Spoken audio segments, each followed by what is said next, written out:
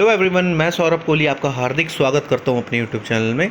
आज हम चर्चा करेंगे क्लास 8th के साइंस के प्रैक्टिस पेपर का, जो कि मिड टर्म के लिए काफ़ी इम्पॉर्टेंट है। ये जो प्रैक्टिस पेपर है या सैम्पल पेपर है, directorate of education GNCT Delhi का सैम्पल पेपर है।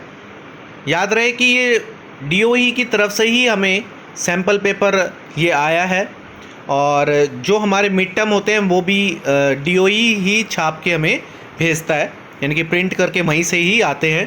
तो ये काफ़ी इंपॉर्टेंट हो सकता है आने वाले पेपर्स के लिए, आने वाले एग्ज़ाम्स के लिए। सेम पैटर्न आपको देखने को मिलेगा मिड टर्म एग्ज़ाम में। साइंस का ये क्वेश्चन पेपर है क्लास 8th के लिए लेटेस्ट, जिसका मैक्सिमम मार्क्स है 60 और ड्यूरेशन है 2.30 यानी कि 2.5 घंटे का। जनरल इंस्ट्रक्शन सेम है। इससे पहले मैंने एसएसटी और इंग्लिश का सैम्पल पेपर भी आपके लिए चैनल पर डाला था, उसमें भी सेम इंस्ट्रक्शंस थे कि सभी प्रश्न अनिवार्य हैं। और ये जो पूरा पेपर है उसमें 3 भागों में इसे डिवाइड किया गया है अलग अलग। जैसे इंग्लिश का पेपर था वो 4-5 भागों में डिवाइड था, ये 3 पेपर में डिवाइड किया गया है। सेक्शन ए में ऑब्जेक्टिव टाइप क्वेश्चन है, सेक्शन बी में शॉर्ट और लॉन्ग टाइप क्वेश्चन है। सारे क्वेश्चन करने आपको अनिवार्य हैं, सभी सेक्शन आपको ज़रूर करने हैं। तो शुरू करते हैं। हिंदी और इंग्लिश में दोनों में मैं चर्चा करूंगा, आप ज़रूर ध्यान दें। हैजा एक डैश के कारण होता है। हैजा किसके कारण होता है? इंग्लिश में बात करें, क्लोरा इज कॉज्ड बाय डैश। शर्करा को अल्कोहल में बदलने की प्रक्रिया नाइट्रोजन स्थिरीकरण कहलाती है। सही या गलत? अथवा मलेरिया पैदा करने वाले प्रोटोजोआ का वाहक कौन सा कीट है? इंग्लिश में बात करें तो the process of conversion of sugar into alcohol is called nitrogen fixation. True और फॉल्स? और which is insect is the carrier of malaria causing protozoa? Third, यदि गति के विपरीत बल लगाया जाए तो वस्तु की गति पर क्या प्रभाव पड़ेगा? अथवा वातावरण को परिभाषित करें। If the force is applied opposite to the motion, what will happen to the speed of the object? और डिफाइन एटमॉस्फेयर। उस बल का नाम बताइए जिसके कारण ग्रह सूर्य के चारों ओर चक्कर लगाते हैं। अथवा वस्तुओं के भार के लिए कौन सा बल उत्तरदायी है? ये 2 अथवा चॉइसेस दी हुई हैं आपको। Name the force due to which planet revolve around the sun, और which force is responsible for the weight of object. Fifth question, sonorous धातुओं का वह गुण है जिससे वह डैश उत्पन्न करते हैं। Sonorous is the property of metals by which they produce dash. क्या प्रोड्यूस करते हैं?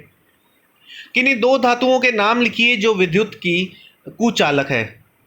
Name any 2 metals which are bad conductor of electricity. Seventh है, कॉपर जिंक सल्फेट के विलयन से जिंक को विस्थापित करता है। कॉपर जिंक सल्फेट के विलयन से जिंक को विस्थापित करता है। सही या गलत बताना है आपको। Copper displaces zinc from zinc sulphate solution. Question 8, धातुओं तथा अधातुओं के ऑक्साइड की प्रकृति क्या होती है? What is the nature of oxides of metals and non metals. अगला क्वेश्चन है, एक बल में डैश और डैश दोनों होते हैं। A force has both dash and dash. 10th question है, यदि वस्तु पर लगाया गया बल उसकी गति की दिशा में है तो वस्तु की गति कम हो जाती है। ट्रू है या फॉल्स है? If the force applied on the object is in the direction of its motion, the speed of the object decreases. True और फॉल्स? रस्साकसी में पक्ष ए 10 न्यूटन बल लगाता है और पक्ष बी 8 न्यूटन बल लगाता है। रस्सी किस तरफ घूमेगी? In a tug of war, side A applies 10 newton force and side B applies 8 newton force. Which side will the rope move? Next question, क्या घर्षण बल वायु में गतिमान वस्तुओं पर भी कार्य करता है? Does the force of friction also act on the objects moving in the air? अब हम सेक्शन बी की बात करें तो सेक्शन बी में क्वेश्चन 2 है, नीचे दिए गए चित्र को ध्यान से देखिए और प्रत्येक के लिए जीव का नाम लिखिए।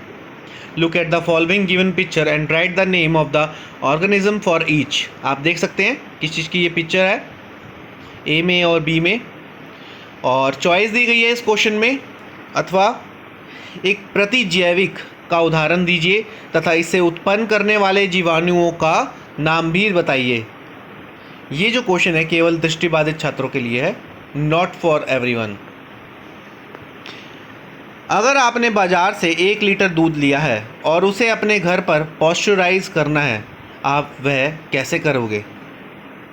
If you have taken 1 liter milk from the market and need to pasteurize it at your home, how will you do it? अथवा या और में प्रश्न है, संक्रामक रोग क्या होते हैं? कोई 2 उदाहरण दीजिए। What are communicable diseases? Give 2 examples.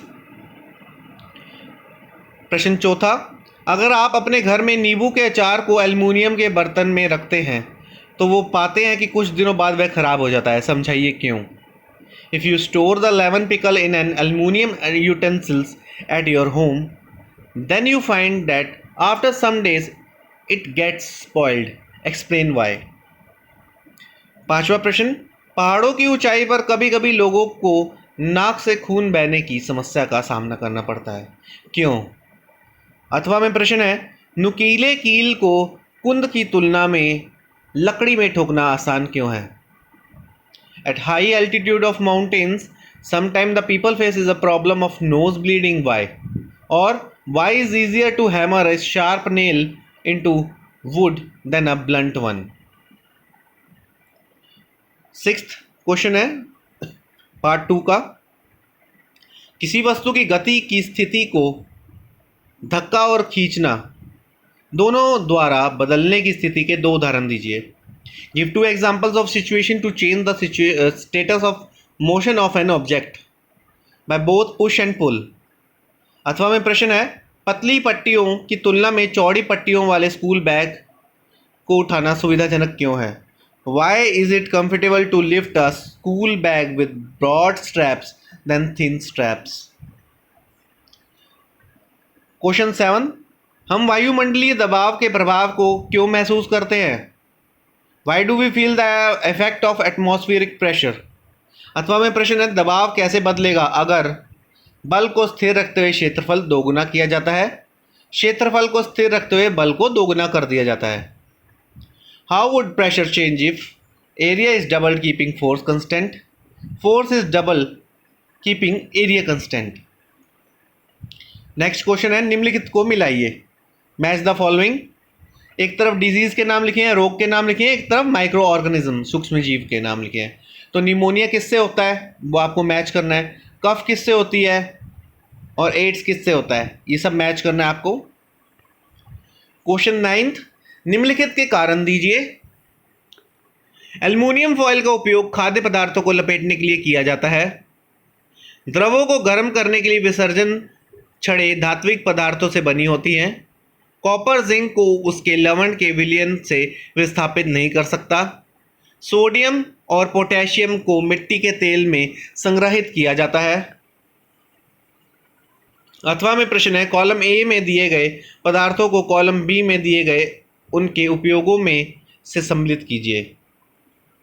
Match करना है इनको भी। कॉपर एक तरफ दिया, कॉपर, चांदी,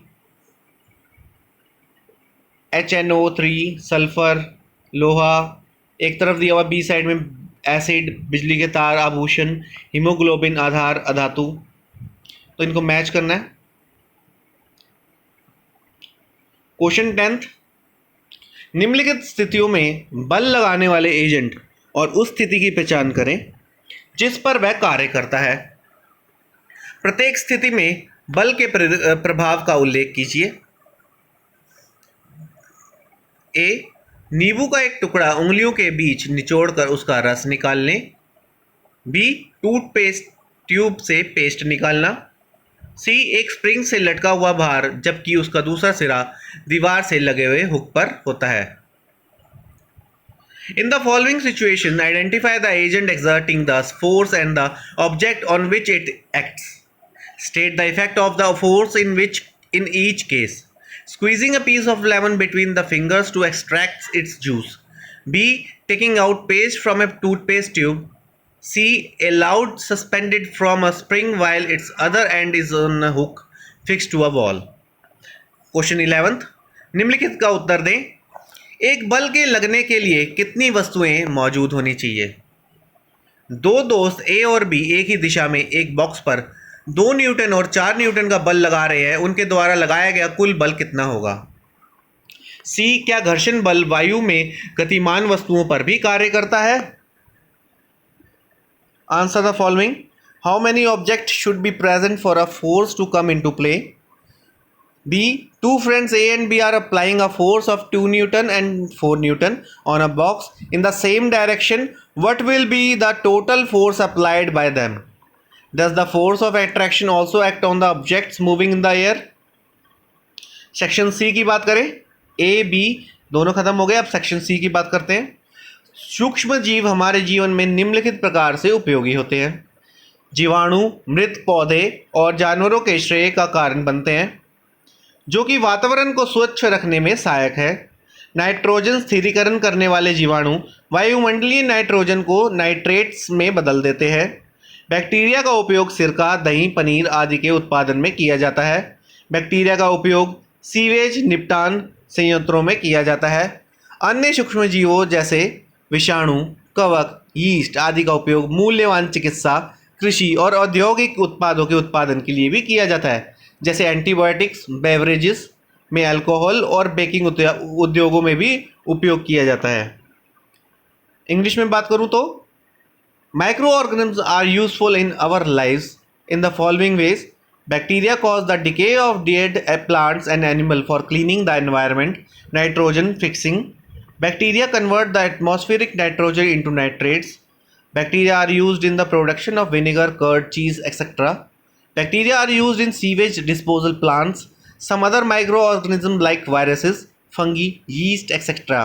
are also used to produce valuable medical, agricultural and industrial products like antibiotics, alcohol in beverages and also used in baking industries. अब जो ऊपर आपने पढ़ा उससे रिलेटेड क्वेश्चंस हैं। वह सूक्ष्म जीव जो अपने पोषण के लिए मृत और सड़ने वाले कार्बनिक पदार्थों को खाते हैं, क्या कहलाते हैं वो? स्वपेशी, विषमपोशी, मृतजीवी, परजीवी.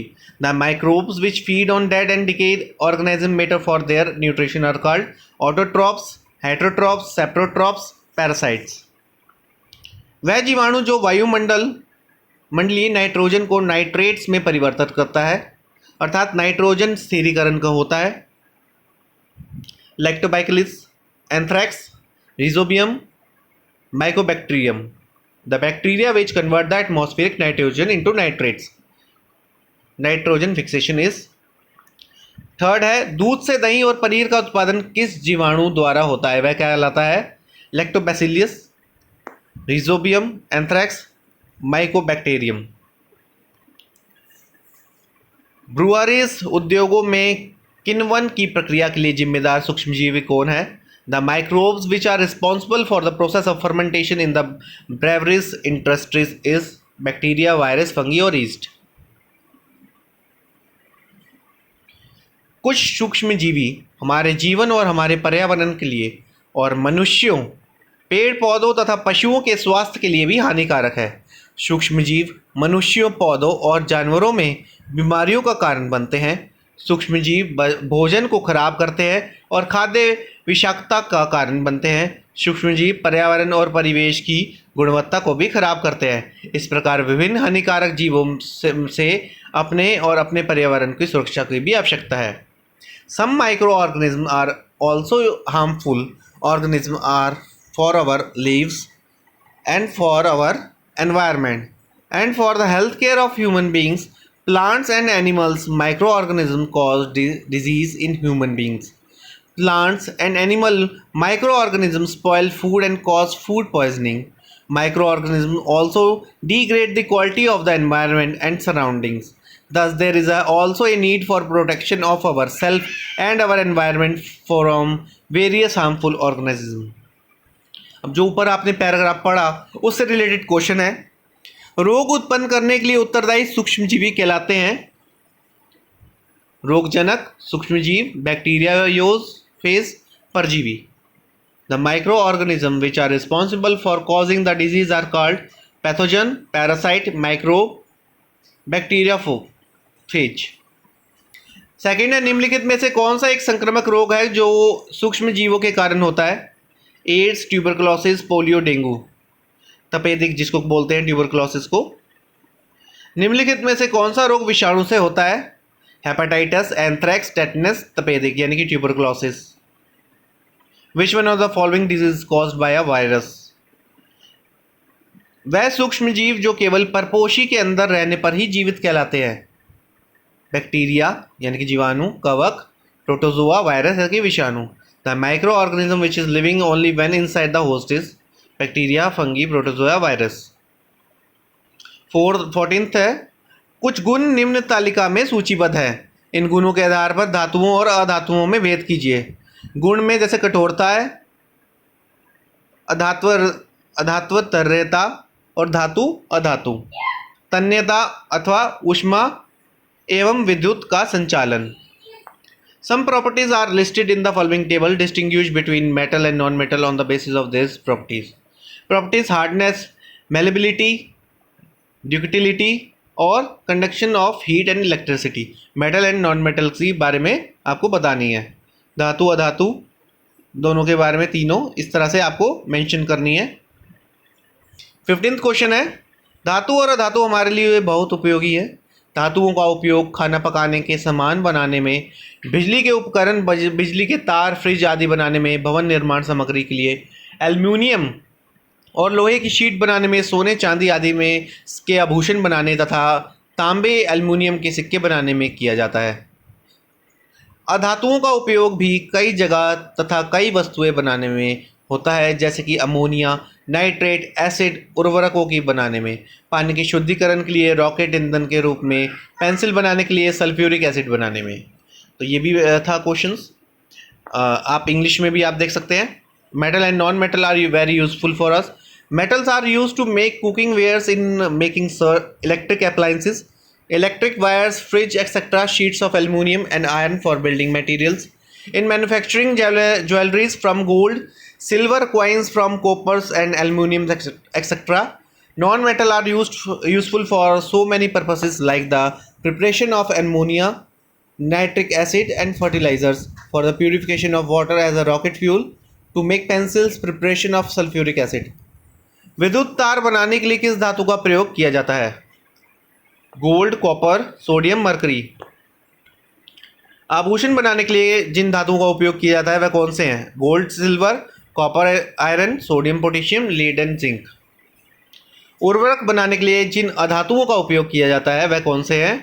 Carbon and hydrogen, nitrogen, phosphorus, chlorine, bromine, sulphur and oxygen.